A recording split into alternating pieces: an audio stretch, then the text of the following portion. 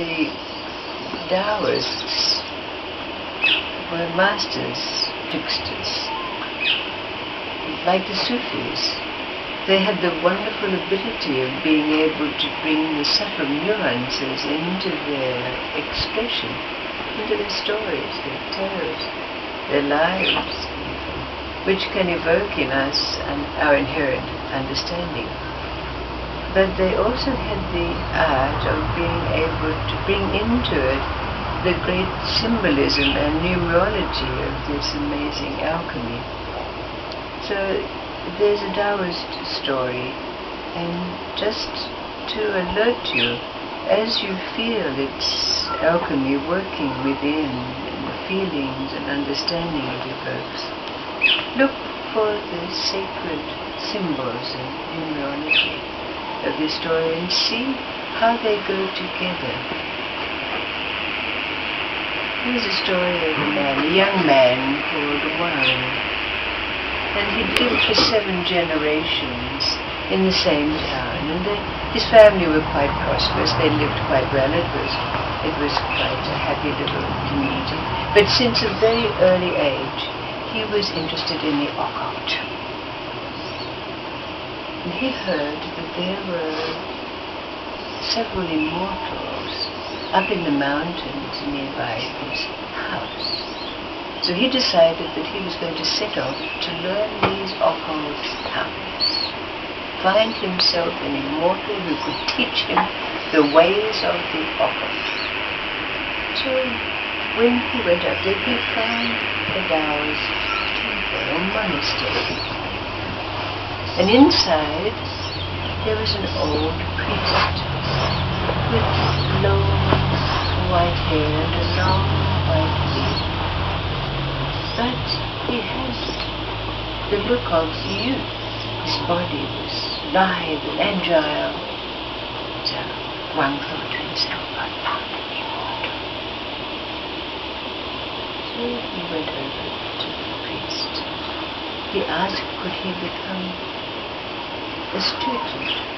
The priest looked at him and said, you know, with the life that you've led, I don't believe that you've got the qualities that will enable you to be a good student and teach. Yes, I'll do whatever it is that you say I should do. So, the next morning, the priest gave Wang an axe, and he told him to join the other students out in the forest chopping wood. This went on for a whole month. That's all he did. There was no teaching, no guidance of any kind, just chopping wood. So he got calluses on his hands and calluses on his feet, but he didn't learn anything. And he was quite jaded. He thought, I can't hack this up. I'm going to go home. But that very night, the priest was sitting at the table when the full moon was out there in the sky, and he had 2 friends with him. And the 3 of them sat around the table just as the night was falling. But before the lamps were lit, the master took a piece of paper and he cut a circle and he put it up on the wall. And it was like the full moon was in the room. The whole room was flooded with the light. So the 3 sat around the table, and the 7 disciples, because they numbered 7, fluttered around and served them. And then the old priest master said, here, let's have a drink. And he took a small jug from the table and he began to pour wine for it. And one thought to himself, how can a small jug serve all those? But not only did it serve everyone, it continued, and they drank glass after glass of wine. And then one of the visitors of the threesome said, "What a wonderful night this will be.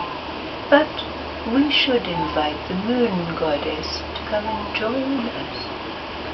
So he took up a chopstick from the table and he stabbed it into the paper moon up on the wall. And all of a sudden, the chopstick appeared like a ethereal goddess which came down. He came down and danced on the center of the table. Well, everyone was mesmerized with her song. And then three of them said, "There's no good just having revelries down here. We should finish off our evening in the moon." So the three of them seemed to just for an instant disappear. And then the 7 students could very, very clearly see them in the moon. What an amazing thing. But then the dawn came, and the chopstick was a chopstick, and the piece of brown paper on the wall was a piece of brown paper on the wall. But one, of course, was again fired up. He didn't want to leave again. Yes. But next day, the day after, there was his act out chopping wood. Nothing was there.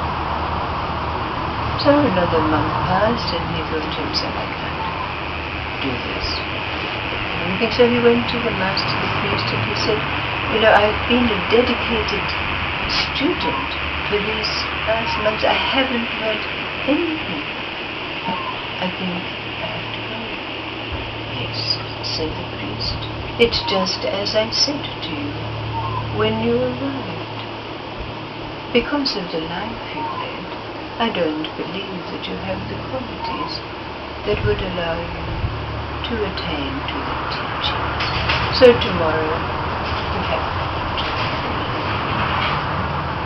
Now, Wang said to the priest, "But I've been a good student. I've chopped wood every day. I've done exactly what it was that you asked me to do. Isn't there one little trick you could show me?" The priest said, "Well, what trick would you like to learn?" And Wang said, "Well, I've seen that you have no obstacles, that you can pass through walls of matter as though they don't exist.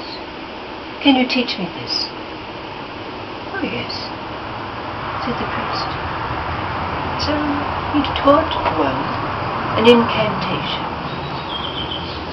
They said, "Now, go on, walk through the wall." Well, it was Wang. And slapped his nose right into the door, didn't he? "No," said the priest. "Go for it, head. Just go for it." Wang, bang, bang. Dash! Off the moon. The other side. He was amazed. He did it. But the priest said, "When you go back, you have to remain pure. Otherwise it won't work." Well, of course, one went back to his wife and his family, and he was like a strutting little peacock. I was with an immortal. I could teach it. I could walk. And then, of course, he had to prove it to his wife, didn't he? Who didn't believe him. So he went down. Head down. Ran. Bang! His wife laughed hilariously. Sneered at him. Especially when the big egg appeared at his head. And you know what? One cursed the old priest for his lack of conscience. And in these last days, as we've asked again and again and again that question, what is this Tao, this Dharma, this will of God, this purpose of life?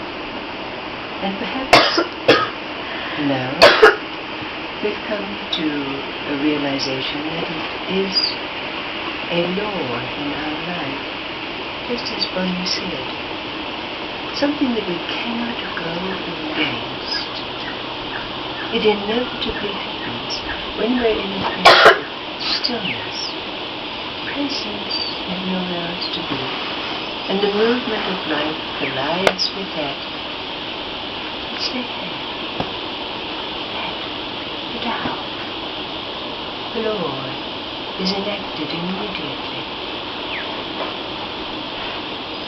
So when we hear this story, and we have this budding, perhaps realization, how does the story relate to this sense of that law? That awareness that we have now, that there is something irrefutable, inviolable in our life. It's enacted at every moment because of this now being nowhere else but in life, bringing in the experiences which collide with it. And bring about that which is our life. What we do, what we think. How does this story relate to?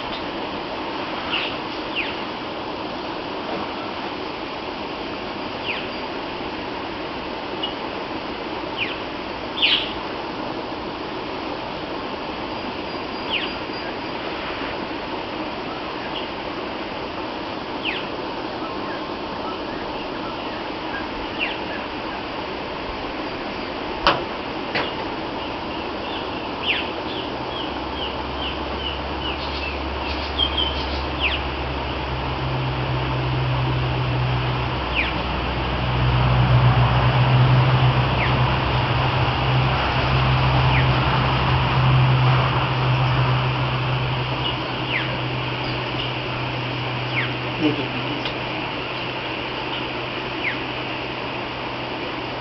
Maybe we need to pay. What does it mean? Start running at the wall. Start running at the wall, exactly. Exactly. Start running at the wall.